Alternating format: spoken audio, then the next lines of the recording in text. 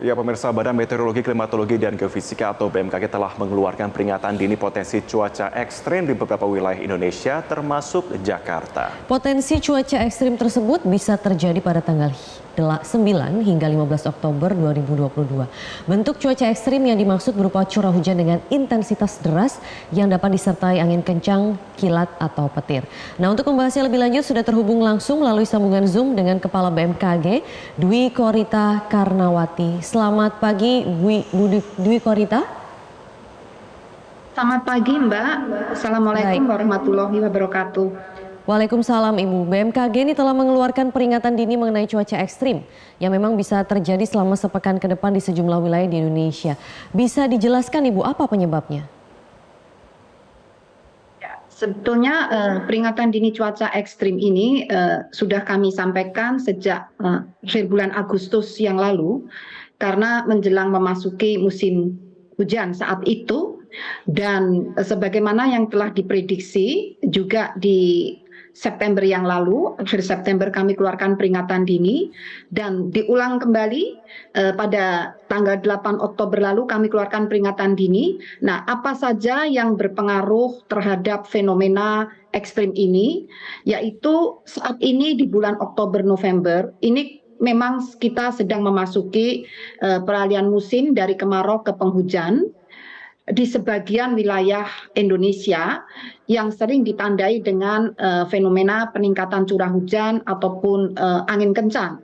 Selain itu, dinamika atmosfer skala global, terutama kondisi La Nina lemah dan Indian Ocean Dipole negatif di wilayah Samudra Hindia, Barat Sumatera saat ini masih cukup aktif hingga akhir tahun, sehingga La Nina lemah yang dikontrol oleh Samudra Pasifik dan juga IOD negatif yang dikontrol oleh Samudra Hindia masih akan berlangsung, yang dapat memicu terjadinya peningkatan pembentukan awan-awan hujan dan curah hujan di wilayah Indonesia. Kemudian dari dinamika skala regional dan lokal, adanya pola sirkulasi siklonik yang membentuk pola belokan angin serta perlambatan kecepatan angin yang dapat meningkatkan pertumbuhan awan hujan, yang juga saat ini kebetulan sebagaimana yang pernah disampaikan terjadi aktifnya fenomena gelombang atmosfer seperti Madden-Julian Oscillation yang berinteraksi dengan gelombang ekuatorial. Juga meningkatkan potensi hujan atau pembentukan awan-awan hujan. Dan di skala lokal, amati anomali suhu muka air laut masih hangat di wilayah perairan Indonesia. Ini pun berkontribusi terhadap pembentukan awan-awan hujan. Sehingga berbagai fenomena tersebut berinteraksi meningkatkan curah hujan di wilayah Indonesia. Demikian. Oke. Baik, Ibu, tapi ini kan kita baru masuk ke awal musim hujan, bahkan belum mendekati ke puncaknya sama sekali. Tapi sudah terjadi beberapa bencana yang cukup mengganggu di beberapa daerah yang ada di Indonesia. Khususnya kemarin kalau di minggu lalu tuh sempat juga di DKI Jakarta. Nah, jadi mungkin bisa di breakdown lebih lanjut, Ibu. Wilayah mana saja yang nantinya berpotensi mengalami cuaca ekstrim? Apakah nanti bisa lebih parah dari ini? Ini masih awal musim hujan, Mbak, dan diprediksi intensitas akan terus meningkat dan puncaknya diprediksi di sebagian besar wilayah Indonesia terjadi di bulan Desember Januari. Jadi apalagi kalau ini kan fenomena itu ada yang berlangsung selama beberapa bulan, misalnya La Nina ya, tetapi di sela-sela sekian bulan itu ada fenomena siklus balik, katakan 30 harian atau 60 harian. Kalau beberapa fenomena ini yang panjang dan berinteraksi superimpose dengan fenomena yang siklus dan fenomena lokal itu berinteraksi terjadi pada waktu yang sama, maka kondisinya akan menjadi semakin ekstrim.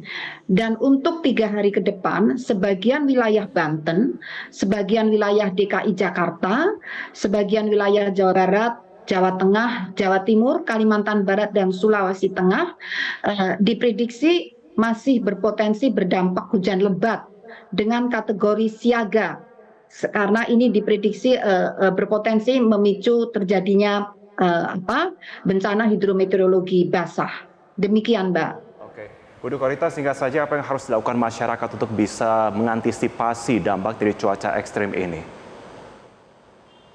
Pertama, kami mohon masyarakat terus memonitor perkembangan informasi cuaca dari BMKG melalui berbagai media, laman BMKG ataupun aplikasi mobile apps dan sosial media. Kemudian kami mohon juga beradaptasi dalam hal ini kegiatan mohon jangan jadi hujan ini mulai ekstrim, mulai meningkat itu setelah siang hari hingga sore malam hari, sehingga kegiatan-kegiatan ini lebih baik dilakukan di pagi sebelum sore hari. Dan juga mohon tetap mengintensifkan pemeliharaan lingkungan, peresapan air hujan, tampungan-tampungan, saluran-saluran jangan sampai tersumbat, dan juga jangan melakukan penggalian lereng tanpa terkontrol, dan juga diwaspadai potensi angin kencang sehingga pohon-pohon, ranting-ranting yang rapuh, tegakan-tegakan yang rapuh mohon untuk diperkuat. Demikian. Oke, Bu Dukorita, bagaimana dengan sistem untuk early warning system terkait dengan beberapa wilayah-wilayah yang memang rawan terjadinya longsor ini? Apakah BMKG juga sudah memberikan warning sampai dengan melihat situasi saat ini? Warning kami berikan sejak bulan Agustus. Jadi warning ini ada warning yang agak jangka panjang, misalnya untuk kejadian September, Oktober kami sampaikan Agustus, bulanan. Namun setiap warning itu selalu kami ulang dan diulang kemudian setiap 3 hari sampai 3 jam. 3 jam sebelum kejadian, dan peringatan dini juga masih diberikan sampai 30 menit sebelum kejadian. Jadi warning itu tidak bisa hanya sekali diberikan. Harus terulang-ulang dengan periode-periode yang semakin pendek, dari bulanan menjadi mingguan, menjadi 3 harian, menjadi 3 jaman, bahkan sampai 30 menit. Demikian. Baik, kita nantikan juga bagaimana untuk perkembangan dari BMKG. Terima kasih Ibu Dwi Korita Karnawati, Kepala BMKG sudah bergabung bersama kami di Selamat Pagi Indonesia. Terima kasih Ibu.